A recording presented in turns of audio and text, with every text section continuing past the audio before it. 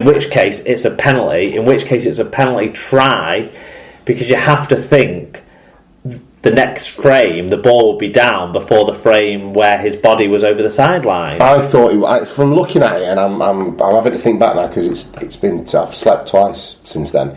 I remember watching it and thinking if he'd stayed in play, that's a penalty try all day long. But he was already in touch, so where's the line? I don't think he was already in touch. Do you not think so? No, I don't think he was. I looked at it and thought, that's touch that, and I think he was in touch. I think he was in touch 2 frames after Zach Hardaker's boot made contact with the ball. Right. Might want another look at it. So, if what you're saying is right, which I know you think is right, then it's a penalty try. Absolute correct decision. If it's what I say, that he was in touch first and then Zach Hardaker kicks the ball out, what's the step? What does the referee have to award? Maybe he'd award just a penalty. Maybe he'd award a penalty if you thought it was dangerous play, which I kind of think is why this rule came in anyway. Well, yeah. But yeah, maybe it would just have to be a penalty. Yeah. That was what I was trying to wrap my brains on, you see. But either way, the Dragons didn't do enough in that period, did they? No. They really didn't. And Castleford, to their credit, defended really well in that period. And it won the game for them. Mm-hmm. And again, we're talking about Castleford defence as much as we're talking about their attack as well, which continues to make them so potent, doesn't it? Yeah, because this is how they're going to have to win games away from home, I think, now. Yeah. And they're not going to have to play a playoff game away from home. They're in the semi-finals already, basically, with the length of the points difference being 300 better than the team in 5th. Yeah. So that 14-point margin isn't going to be enough anyway, with the point swing that would be required, you would suspect. I think, in my head, I want them to get leads in the first game of the Super 8 and beat them. 8 in a row. And then what that will mean is they'll effectively have won the League Leaders' Shield, but they won't mathematically have won it because they'll be relying on points difference. That will never get catched up, but would still be enough. And I think it'd be kind of funny that they'd kind of get to celebrate, but not get to get the trophy against Leeds. So you're very cruel, Mark. But it would be a massive achievement for Castleford because they've never won. It is an exceptional. They've never won a grand final, Premiership final, whatever. You know, when the game was decided by grand finals for 70 years, and then when the game was decided by top of the table for 20 years, and then since when it's been another 20 years of grand finals, they've never won either.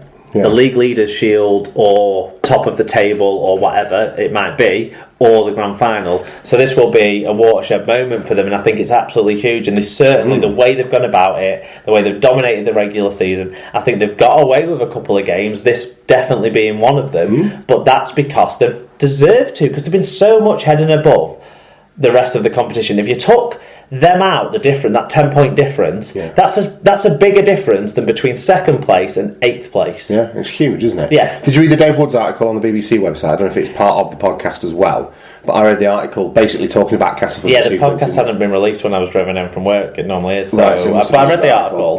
He makes some exceptional points about the do we devalue, like we all make the joke about, they've won the hubcap and what have you, but actually over this period of time in this kind of sport to have won, it makes sense of the points you've just been making, really, to be so far clear and to be playing the calibre of rugby league they're playing is a remarkable achievement that probably won't get celebrated much more broadly than outside the boundaries of Castleford, but we perhaps should be giving even more credit to them. We've been reaching around Castleford all season, haven't we, for the calibre of rugby that we've been playing, but they've done it so consistently throughout the year to now be as far ahead as they are and to be playing the style of rugby league that they're capable of doing is absolutely remarkable. And from head coach through to everything that's going on there culturally at Castleford and then the playing staff, it's been a remarkable season. Yeah, and I think and they're not carrying anyone in that squad either, do you know what I mean? The one thing I don't agree with Woods on is that the League Leaders' Shield should be the champions. Well, here's how I agree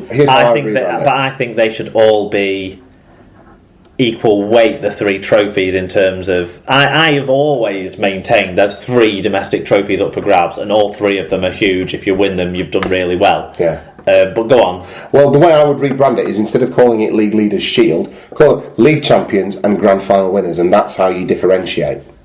I think and try and give it some more currency. Maybe league champions and Super League winners would be the way I'd go. Well, I don't want to take the title Super League winners off the person who's winning the grand final. I think that shows. Yeah, the grand final shows that you can do everything. Because usually, you've got to a point where now people are a bit miffed that after 23 games, Wigan can still win the grand final. No, I don't mind that. But after 30 games, if they're in the top 4. They'll have won much more than half the games, and they'll have earned it. Yeah. And then they'll have beaten all the best teams as well. So if they did it then, or even when Leeds did it from 5th to an extent, for me, I think that's fine for me. And the regular season now is shorter than it was then. I would be giving the League Leaders Shield out of the regular season. Yeah. And I would be making a song and dance of it, and I will be giving them the same prize money as the prize money of the winner of the grand final. Yes.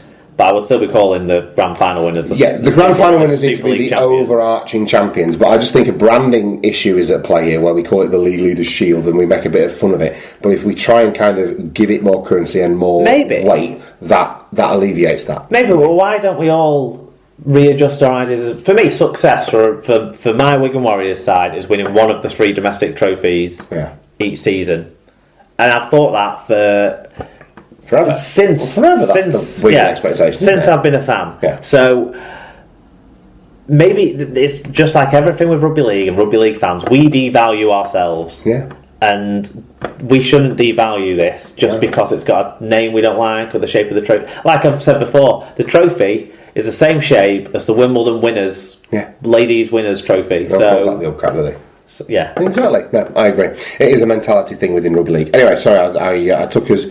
No, it's a good point. Well segue down that. Well done, Castleford, of winning what we feel should be the league leaders. Yeah. Because this is the regular season. We're going into a playoff competition. Yeah. Well done to them anyway, because they're going to have won it. And I think asterisks in 3 weeks' time they'll be being given the trophy. Yeah.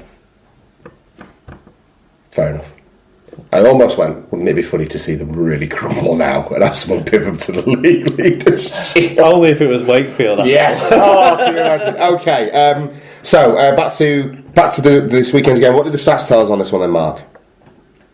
The stats told us that Castleford might have got away with this one based on them. They did have 95 more metres, but they also had 1 fewer clean break, 1 more error and 5 more penalties conceded. Catalan couldn't take advantage, and despite fewer errors and penalties, they still managed to end up with fewer ball carries than their opponent. There was a 2-0 goal line dropout, so a bit more retained ball from that sort of stuff by Cass, but just Catalan just couldn't stop falling over themselves in terms of lack of structured attack in the second half, weren't it, really? Individually, Jai Hitchcock's 2 tries, 130 metres. Zach Cardick a try, 152 metres, 2 clean breaks. Mike McMeekin, 119 metres.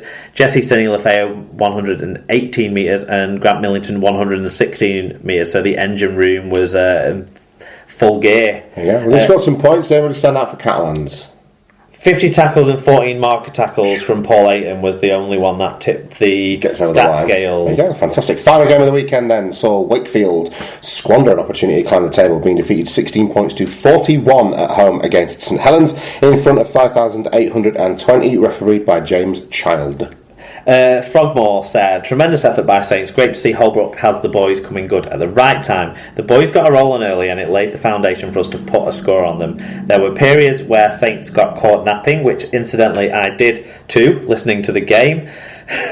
And now it's 2 a.m. here, but the score makes it worth knowing work will be tough one come the afternoon. I've taken to putting a rugby league commentary on a Sunday afternoon and drifting off for about 10 minutes of the first half. Have a little snooze. And then Emma will wake me up at half time or whatever. Yeah. And then I'll listen to the second half, Afternoon naps. If I've not been at games on Sunday afternoons in the last 2 months, I've been slipping into that. I feel like I'm getting an old man. But Frogmore had more reason to fall asleep because it was, after midnight. There you go. I did toy with the idea of stopping up to watch Game of Thrones the last couple of weeks, but I just can't bring myself to stay up till 2 in the morning, so I haven't been there. I couldn't cope with work if I... Are you taping it when it's on in the 2 and watching it in the morning? Oh yeah, I'm already up to. That makes sense to me, rather than staying up or waiting. Yeah, no, but getting up early to watch it. Yeah, that's exactly it. Barry Davis says Wakey were dreadful once again in a pressure match against a team who weren't crap. Trin bottled it and failed. We're okay in pressure games at the bottom of the table, but not the top. There was no intensity from Trin. They were poor in attack and defence, and it was straightforward for Saints, who didn't need to get out of second gear. Season over for Trin unless there's a major turnaround. Ooh, that's changed from Friday night when they were in the grand final. Well, there you go. But he's seen him play since then. I have to admit, I listened to tremendous amount of this one. I was quite busy on Sunday, Mark. No, I listened to it on the radio, like I say, and caught most of it. It sounded like the Wakefield fans unnecessarily thought the referee was against them. There was a try ruled out early doors for obstruction, but it did seem like a melee had been created by a Wakefield player, then Mason Caton Brown took advantage of it. Right. I'm not sure it was the most clear obstruction I've ever seen, but I don't think it would have made a difference to the overall outcome, because Saints' young halfback pairing played really well, controlled it. Richardson was getting credit all the time. I'm surprised that Schofield didn't call for him to be in the England side by half time, because he's lessened on that one now. He gets ahead of himself about these young halfbacks. But when does Jack Walker get his call up? It did sound like Richardson was going good guns, and Farge as well had an influential game and helped out his former side Salford Red Devils in the process. The second half was all about the points difference, and I think that mindset had been put into Wakefield at half time, and that's a negative. You can't have that. But I'm sure that would have been the chat. We need to get a try back, so then we're under the 14 points. So I think, I'm sure that'll have been mentioned, and it's a bad attitude to have, although they did get a try back. And it did seem like they had an opportunity then, didn't they, with Scott Grick scoring so early after half time. But Saints went up the gears again, and were just they were just better, much better, and they finished the game so much stronger, and they finished both halves very much stronger, and that's an important thing, because Saints, you never write off the Saints stuff that Sky trot out and all that. Yeah, that's where that comes from, though. Finishing strong. Well, and maybe they've got the right sort of make-up with Walmsley and Amor coming off the bench. Walmsley gets spelled so constructively to get the best out of him this season, and it really has worked for them. I think Luke Thompson's taken a step up since Holbrook's got his hands on the team, and I think they've been able to pick their first choice backline with Grace having edged out Swift. That's it, and it's helpful to have such a metronomic kicker as Percival, like just slotting goals for fun, isn't it, as well? He's doing all right at the moment. Yeah, he's doing all right. Very good.